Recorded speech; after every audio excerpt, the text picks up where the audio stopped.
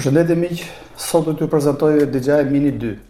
Është droni më i fundit i prodhuar nga kompania Dji, i cili është lëshuar në treg para pak ditësh. Edhe unë sot do t'ju tregoj me gjuhën shqipe veçoritë edhe teknologjinë që ka ofruar Dji me këtë prodhim. Ky dron ka veçorinë e tij sepse ky lejohet të fluturojë në zona urbane, në zona të cilat dronë të tjerë kërkojnë patentë të dedikuar ose kërkojnë Siguracion shtesë. Por ky dron me peshën 249 gram nuk përfshihet në këto rregulla, kështu që mund të them që është droni më i shitur sot për sot, sidomos në vendet europiane ku ka rregulla strikte të vendosura nga shtetet përkatëse për fluturimet e dronëve. Dronet e tjerë kanë pesha më të larta dhe nuk lejohet të fluturojnë pa siguracion specifik ose patentë të dedikuar. Prandaj ky mund të quhet që është droni më i shitur sot për sot, sepse ka peshën 249 gram. Unë këtë dron e kam marrë në një dyqan në Tiranë, siç është kompjuter, dhe ju ftoj të gjithë kush dëshiron mund edhe ta blejë aty. Ndërkohë bën hapjen e kutisë dhe të shohim se çfarë ka brenda ky dron.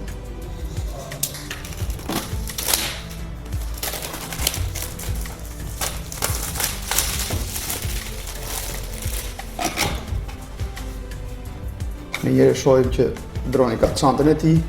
Ky është seti Flymore Combo, i cili përfshihet me 3 bateri dhe aksesorët që janë të nevojshëm. Atëherë kjo është çanta e dronit, vjen çantë shumë fine, shumë praktike për udhëtime.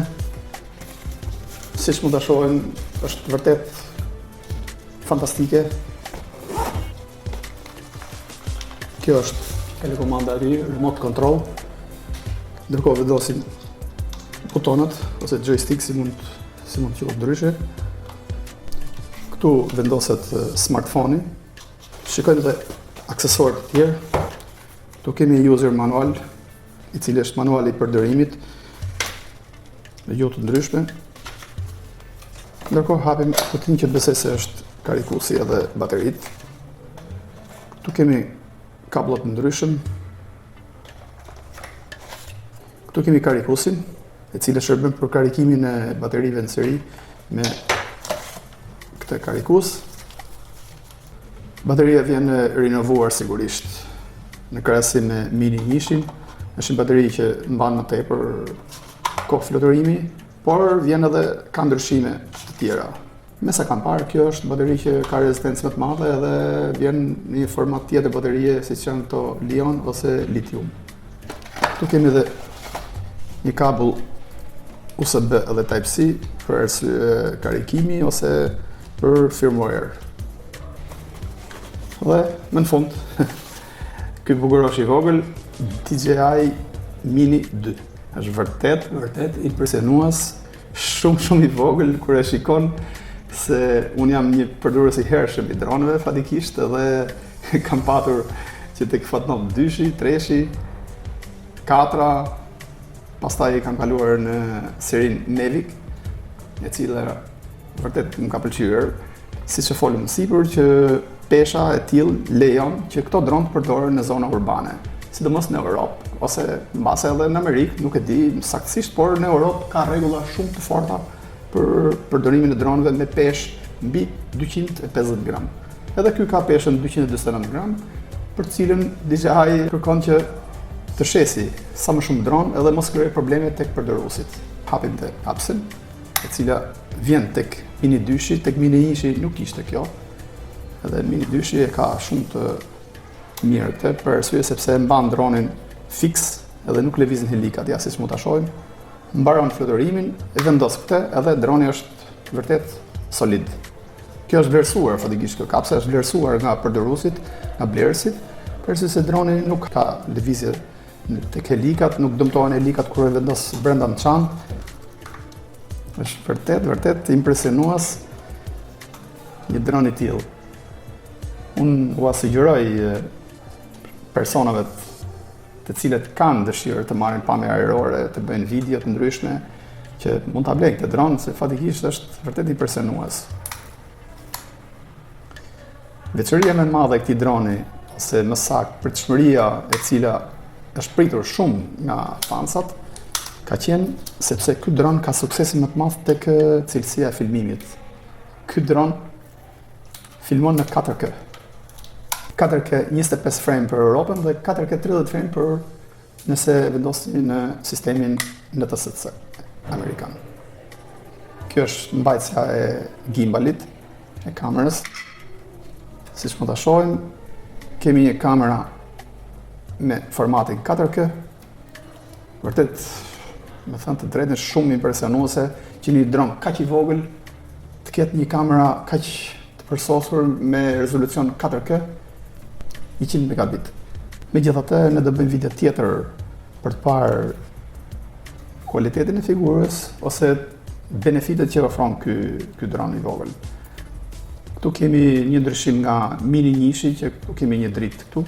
Siç mund ta shohim, sensorët mungojnë. Këto sensorët këtu janë thjesht figurant, si thënë fjalës, janë thjesht për pamje.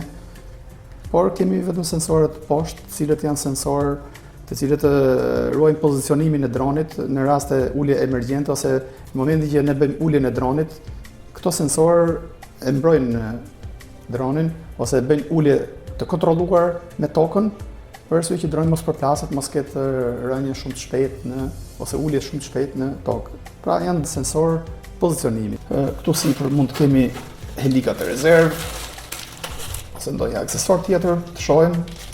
Po, siç thash, janë helika rezervë. Edhe një palë tjera këtu 3. Kjo këtu është kaçavida për të zëvendësuar helikat, se ky dron nuk i ka helikat me heqje të shpejtë siç kanë seria Mavic, por duhet të përdorim të kaçavid Vogël për të vendosur, për të zëvendësuar helikat. Pra këto janë të gjitha aksesorët që ka ky dron. Bateria e tretë është këtu brenda. Ja ku kemi baterinë, shtypim këtë butonin për ta tërhequr. Ja ku është bateria. Është vërtet sikur s'ka asgjë në dorë, domethënë. Por me rënd është bateria si droni. Nuk kam peshore elektronike, fatikisht për kuriozitet ti peshoja të dyja, por bashkë me baterinë ky dron është 248 gram, me sa kam parë tek personat tjerë që kanë bërë unboxing. Ja. Bëjmë ndezën e dronit për herë të parë, të shohim nëse ka bateri brenda. Nuk jemi sigurt për këtë pjesë. Nuk ka bateri brenda. Ne duhet bëjmë karikimin e baterive. Edhe më pas shikojmë të bëjmë update firmware, e cila është shumë e rekomanduar nga DJI. Në momentin që blihet droni ose bëhet hapja e dronit, duhet bërë fillimisht karikimi i baterive dhe update firmware për të njohur dronin me zonën ku është bler ose zonën ku do përdoret, që të ketë një funksionim sa më të mirë të GPS-it.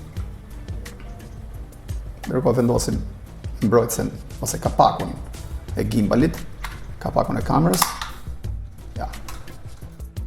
Mu më duket shumë fin, nuk e di, ndoshta për punë shumë profesionale, ndoshta mund të kërkohet dron, mund të kërkoni dron të tjerë, siç janë Mavic Pro 2 ose Patentë 4 Pro.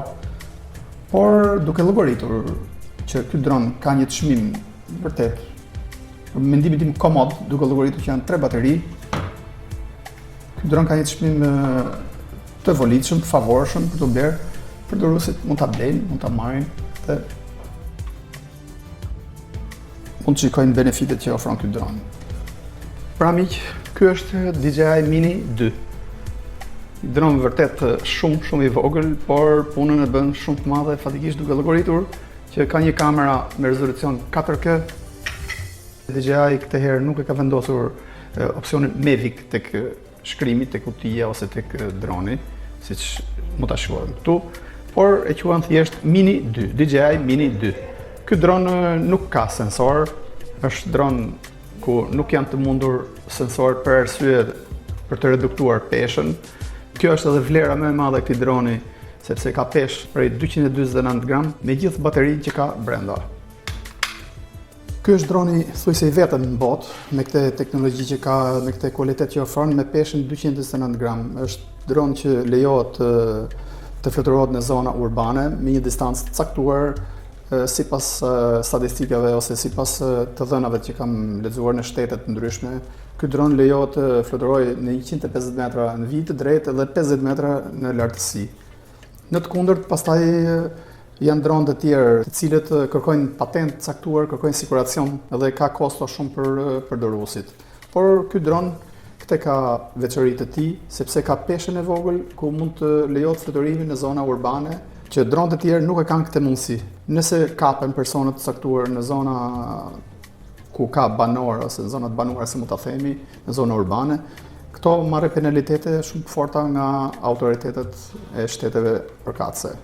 Për shembull, Bashkimi Evropian e lejon këtë dron në zona urbane, në zonat populluara me njerëz, me peshën 250 gram.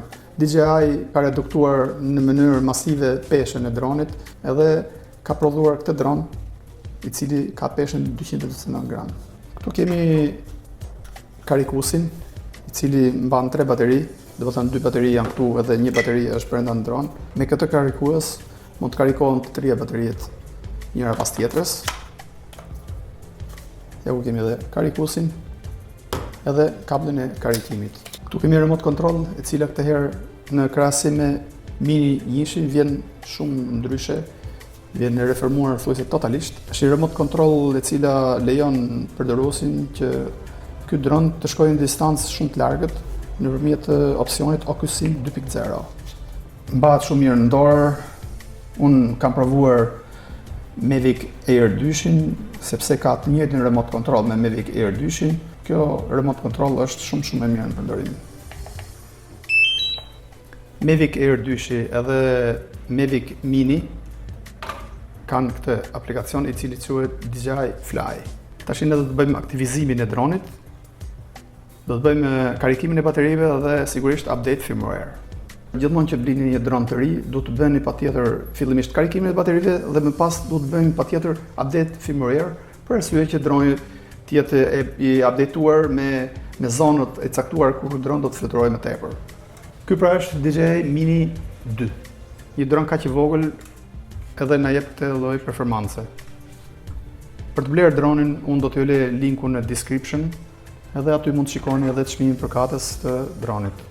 Atëherë po bëj karikimin e baterive dhe po i bëj dronit update firmware, ndërkohë do t'ju bëjmë një video tjetër për të parë funksionet që kryen ky dron, cilësinë e figurës që ka edhe gjithçka tjetër. Ju ftoj të vizitoni kanalin tim, të bëni subscribe, por edhe mund të lini përshtypjet tuaja me komente, sigurisht nëse dëshironi. Faleminderit gjithëve, mirupafshim.